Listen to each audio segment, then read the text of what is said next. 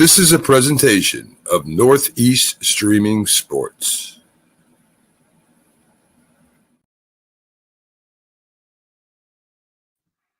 And good Saturday morning to everyone out there. It's the Dr. Sem Yankee Show. 30 minutes of great Yankees talk. Let's begin as we always do. Let's make today a great day. How do you make a day great? Well, you look for the good. And I know every now and again, somebody replies back to me and they go, you know what? It's bad time right now. There is no good. There's always good. If you can't find any good, go out and make good. Do something nice for a neighbor. Donate money to a charity. Donate your time. Be kind. Say hi to somebody in the grocery store. Make good. And then you can celebrate the goodness that's out there. Make each day great.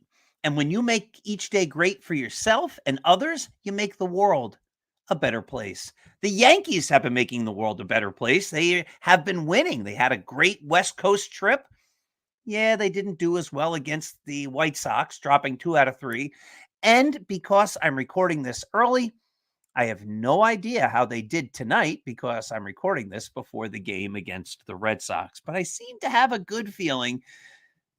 I think the Yankees will win tonight. I think the Yankees are going to do well against the Red Sox, even without Aaron Judge. But tens of thousands of people wrote in. Tens of thousands. I'm making this up. Tens of thousands of people. And they said, you know, Dr. Sem, the Dr. Sem show is great, but we're tired of just hearing you. You need to bring in a great guest. So I am bringing in a fantastic guest. Today we have Tara Krieger from SABR, who is the editor of this fantastic Yankee book, which just came out a couple of weeks ago. This is an amazing, amazing book, and she's here to talk about it with us today. How are you, Tara? I'm great. How are you doing? I'm doing great, and if the Yankees win tonight, I think I'm going to be even greater. Yeah, let's hope. So, Tara, tell us a little about yourself. So I was raised in New Jersey. I currently live in New York City, and I spent after I graduated college, I spent 5 years in sports journalism, sports editing. I was at Newsday for a couple of years, and then I was at MLB as an editor. And then I decided to get a real job and go to law school. So now I work for the city of New York, and I just do a lot of writing for SABR on the side. So this is just one of my, I guess I could say, a fun side project I was pulled into. So it was a great experience. That's awesome. I'm a New Jersey guy. Where'd you grow up in New Jersey? I grew up in Wayne. Oh, we're neighbors. I live in Wyckoff. Oh, nice. Very close. Wayne Hills or Wayne Valley? Which of the high schools? I would have gone to Wayne Hills, but I went to a private school for high school. So nice. Yeah. Awesome. Yeah, Wayne's a nice town. I've always liked Wayne. All right. So, you know, Tara, when we started talking online, one of the first things before I even knew you, I knew you were a Yankees fan because of your email address. And we won't give your email address away, but there is a certain number in your email address that only Yankee fans or big time baseball fans might notice. Do you want to share anything about that? Where'd that come from? Yeah, so I have the numbers 2130 in my email address. And yeah, you're right. That is something that if you're a Yankee fan, you know, because that's Lou Gehrig's consecutive game streak. And actually that number does have some significance to me because I got to baseball, I guess, a little bit later than most people. When I was about 12 or 13, I was a real history buff. So I just thought baseball seemed like, I guess, like to say, a safer way to get into history than, you know, because politics is often fraught. I mean, there's plenty of, obviously, politics in baseball. And as I know, it's just as messy. But, you know, at the time when you're 13, you don't think that. So right around that time was when Cal Ripken was making his run at the streak. So I guess you could say that this Lou Gehrig streak, it was kind of my gateway into like current baseball because it merged that history with the present. And that just kind of made me a little bit obsessive. So that's where it came from. And you've been in love with the Yankees ever since. Yes. Lou Gehrig is one of my favorite. Obviously, I never saw him, I'll tell you something funny. I'm in my mid 50s. I'm retired now after being an educator, as everyone knows, for 32 years in the public schools. But the other day, I was visiting my parents' house. I jogged over there, and they have a neighbor who is probably about 10 years younger than me. And after I jogged away and went home, he said to my parents, "I hope I can do that when I'm his age." And I saw him a couple of days later, and I said, "You're the first person in the history of the world to say about me when I'm his age. I don't think of myself as old." And now all of a sudden people think it's like that old guy. Yeah. So I think you make the great point. We come to baseball at a certain point in our childhood, Mhm. and it sticks with us. So thinking about the Yankees and their history and all that, who is your favorite player, or who were your favorite players? So, I mean, I guess other than Lou Gehrig, well, growing up, so I really got into and it was actually the perfect time for me to get into the Yankees as well, because 1995 is when they started their run. So I was a huge Tino Martinez fan, actually, because I felt sorry for him when he first came in. They were all booing him. I'm like, he's a good player. He's great with Seattle. Why are they booing this guy? So I started rooting for him, and then it became trendy to root for Tino as well. So, but I like to say I was with him from the beginning. That's awesome. Yeah. So Tino, David Cohn, Jeter. Everyone loved Jeter, obviously. So yeah, those are kind of my guys. That's awesome. Who's your favorite player on the team right now? Do you have a favorite player? On the team right now, I've really enjoyed watching Anthony Volpe. I have to say, just watching him come up and just seeing how all of a sudden he just merged right in the team. It just seems like he's having so much fun out there. It's nice to have a guy just that breath of fresh air. Just really excited about the game. So yeah, I enjoy watching him. I agree. As I've said a million times here, I just wish they'd leave him alone and bat him ninth and let him acclimate to the big leagues. Yeah. So my favorite player was Greg Nettles. I have a picture of him behind me. But my favorite moment in Yankees history had to be when Reggie hit those 3 home runs long before you became a fan. That was 1977. Yeah. But again, I'm not old enough to have ever seen Lou Gehrig. But what was the big favorite moments in your fandom watching the Yankees?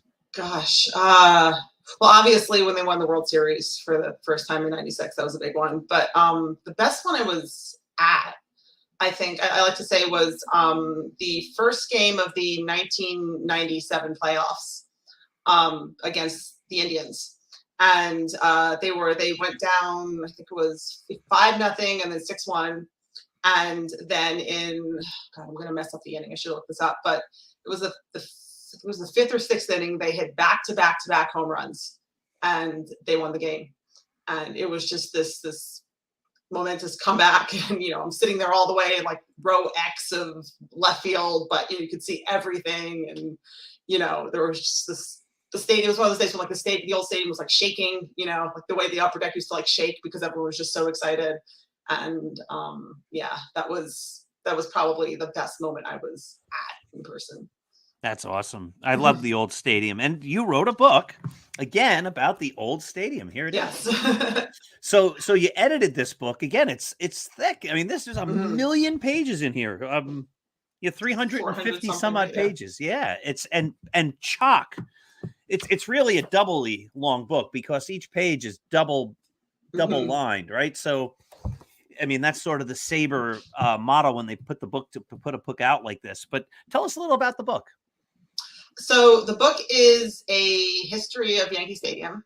It's an anthology, so it includes 75 separate SABR authors we got to write in. It includes 40 articles just about the stadium, everything from the construction of the stadium to moments at the stadium to all the different things, events the stadium held, like soccer matches, wrestling matches, Pope visits, whatever, to just up to when the stadium was demolished. And then there are another 50 stories that are game stories, the great moments at Yankee Stadium. And I take sort of a caveat to say that they're not the best 50 moments at Yankee Stadium, because what we tried to do was include things that weren't written about yet.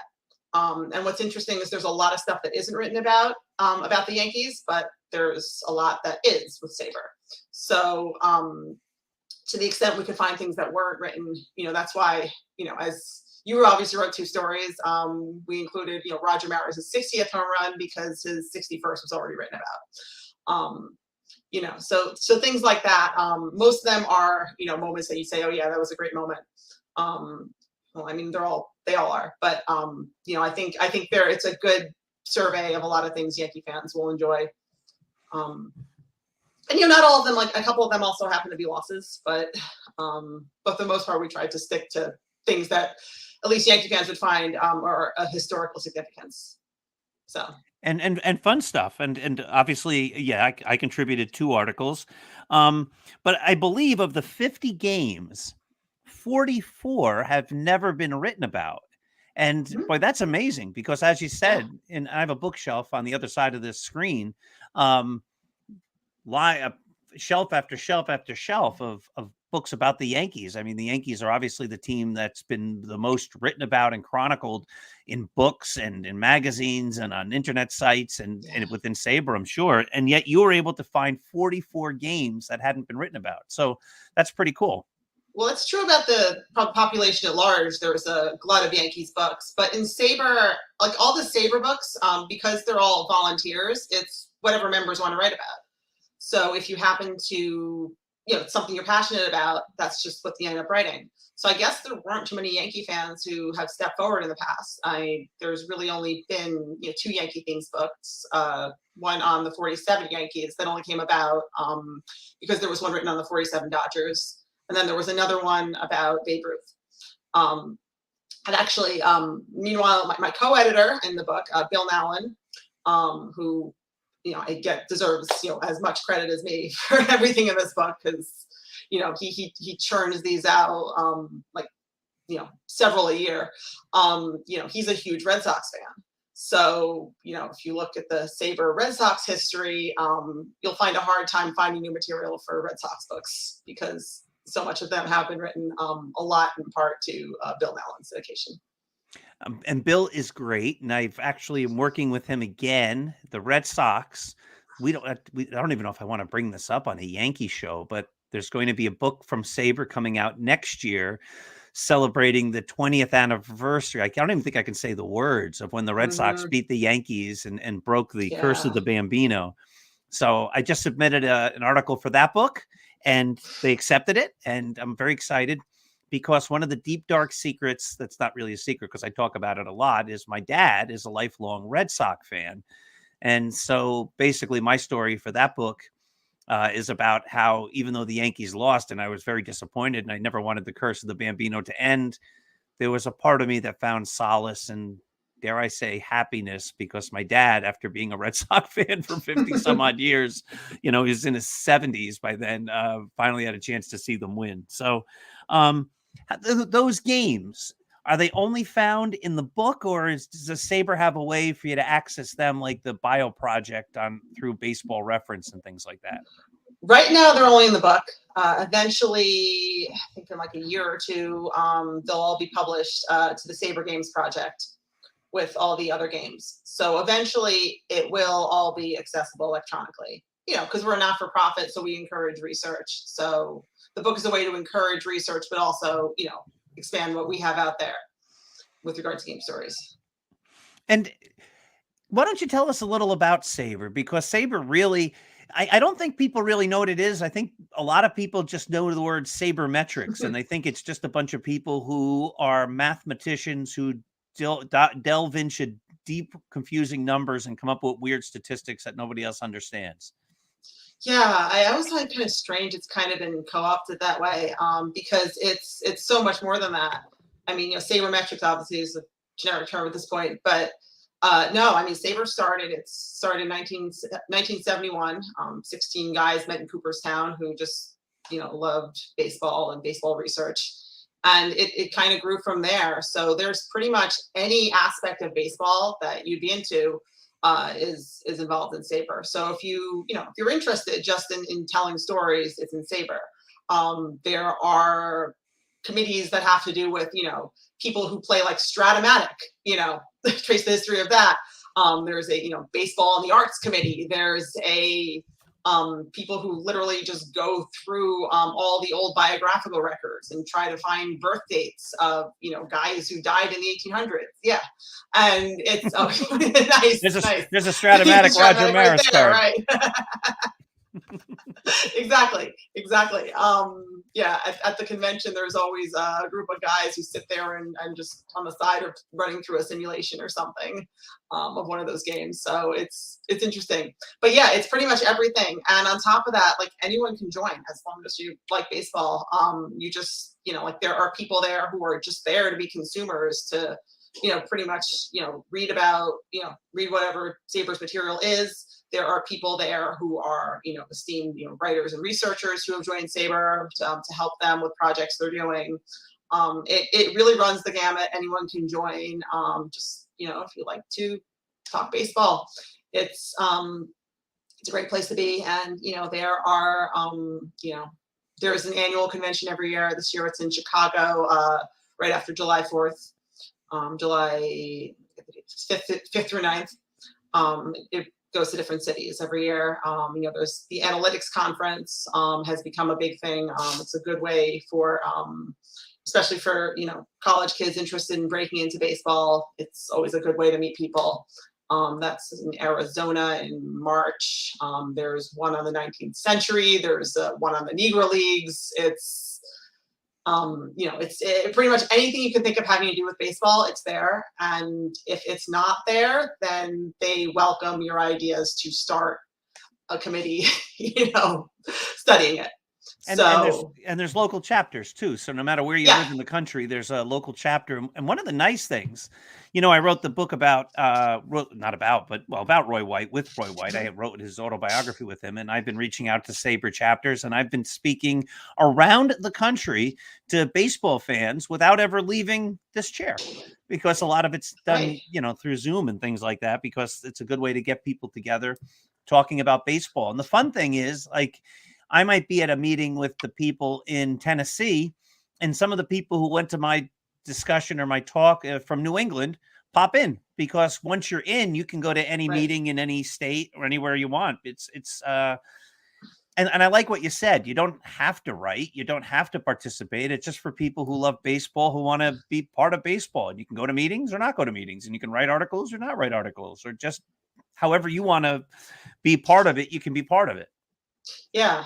No, I mean, I think the pandemic in some ways is one of the, I wouldn't say it's the greatest thing to happen to SABR, but it's definitely was a plus in terms of connecting people, because it really opened up the idea that, they'd advertise all these chapter meetings. Oh, that's a great speaker, but he's out in Minnesota or whatever. But now, you just pop into Zoom and, you can watch it yourself. And a lot of the, archives as well are now, on their website. So it's really nice that there are a lot of these virtual meetings now, where you have access to so much more content than you did even, 3 years ago. So how did you become the editor of the Big Yankee Book? I think just because I've been involved in, writing and researching, and the book actually was a project. I think it was initially supposed to be I don't know, they're making number 100 greatest games at Yankee Stadium, and someone else is editing it, and then he had to abandon the project. So just kind of sat there, and Bill Nallon, I guess, saw a need for it, wanted to pick it up, but he's not going to be the one to edit it, because again, Red Sox fan. So he just asked me if I was interested, and I had known about this project beforehand, and I really wanted to be involved, as it was, just as a writer. So I was like, yeah, it's the first book I've ever edited, but I'd definitely be willing to jump in. So that was in, I think he approached me, it was like March of 22. It was approved in April, and the book came out on opening day, so March 29th.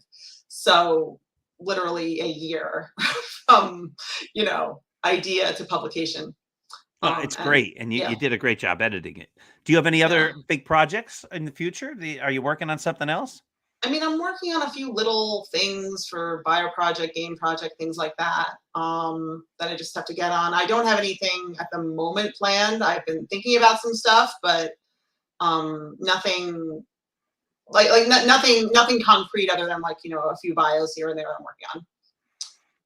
Hopefully you get another book because I thought about phenomenal. it. I mean, there is a book I'd love to do, but I don't know whether or not it's going to work as a book, because it's just like I was thinking. I don't know if I'm saying that as I'm thinking about it. No, I will. The 25th anniversary of the Subway series is coming up, so I thought, wouldn't it be cool to do a book on the Subway series? But the problem with that is that you're dealing with the Yankees and the Mets, and so you're dealing with like double the amount of bios plus games, and it just becomes a ginormous undertaking because there's just so much material there that I don't know if it could fit into one book. And then it's like, well, how do you break up to 2 volumes? But I've been flirting with the idea of that. But anyway, if there are any SABR members who have any idea how to get that going, you're welcome to contact me. I'm putting that out there right now because I'd love to make that into a book. That sounds great. It's interesting. There's going to be a Sandy Koufax book. Bill, I think, is also editing that. Mm-hmm. That information came a couple months ago, and I said, "Oh yeah, hook me up. I'll do one." And you talk about. I think sometimes people don't understand what goes on involved in the writing process. You have ideas, you follow leads, and sometimes they lead to fruition, and sometimes they lead to dead ends. So I said to Bill, I'd love to write about Sandy Koufax's career against the Yankee greats. How did he fare against Maris and Mantle and Yogi Berra and whoever? I thought it'd be fun. And then he's like, yeah, that sounds like an interesting topic. So I said, all right, now that I have your approval, let me start to do some research. And it turns out that Sandy Koufax didn't really ever face the Yankees all that much. He didn't pitch in many All-Star games. And when he pitched in the All-Star games, there weren't too many Yankees in those games. It really became a dead end. So you make a good point that sometimes... Well, it really only would have been, 2 World Series? Mm-hmm. 3 World Series he would have faced them, right? Yeah, and I think the first couple he didn't pitch. And he was not Sandy Koufax in 55 and 56. So combined with the All-Star game, there probably isn't much there. I could see that. I mean, and then obviously he mowed them all down in 63. So I suppose you could do one on the 63 World Series, but correct. But I wanted to do like right. a long-term study, like Mickey Mantle in 25 at-bats against Sandy Koufax, batted .372. But there's none of that. They were 0 for 4. Yeah. Roger Maris was 0 for 6. I'm making this up, but it was right. Yeah, exactly, because they faced him like once. Yeah, it was a 4-game series. It was 1 game. So there you go. Right. It was a complete maybe dead end. Faced them twice. I don't know, but yeah. And there wasn't much in the All-Star games. Oh man. So this book that you wrote is about the old Yankee Stadium. Mm-hmm. I was, again, I'm not that old. I never saw Lou Gehrig play, and I was never at the old Yankee Stadium before 1976. Mm-hmm. The original old Yankee Stadium. But I was obviously loved the refurbished old Yankee Stadium. Mm-hmm. And then the new stadium came in 2009, and that's what they're living in now. Could you talk about your feelings about the old stadium, the new stadium? Well, the old stadium that, purists call the old Yankee Stadium, I was never at either. I only knew it post-renovation. So a lot of people tell me, well, that stadium's from the 70s. It's not from 1923. But come on, a cinder block fell from the stadium in 1998 that was put there. When the stadium was built, the structure was from 1923, and the coordinates were 1923. Like Babe Ruth breathed the same air. It was, to me, it was the same thing. It was the same footprint. But that said, I definitely, I knew, and I don't know if I necessarily speak for everyone about this, but I think I kind of did at the time, in the sense that a lot of Yankee fans, I guess, we realized that. It was time for a new stadium. Like, those upper deck seats, they were just, that slope was a lawsuit waiting to happen. And the concourses were kind of narrow, and, it had a lot of, it felt old.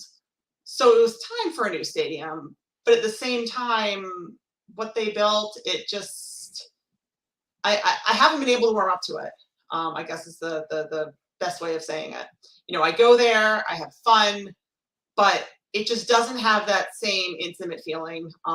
It feels very much like this new corporate toy that they put together, and it's just so much, the graphics and the all the different luxury seating and the restaurants. It doesn't have that same sort of intimacy that the old stadium had. If you sit in the upper deck, they're more recessed than they were. The upper deck, it was right on top of the lower deck. So you really, as I said, other than like right field upper deck in the old stadium, like every seat in that house was a good seat.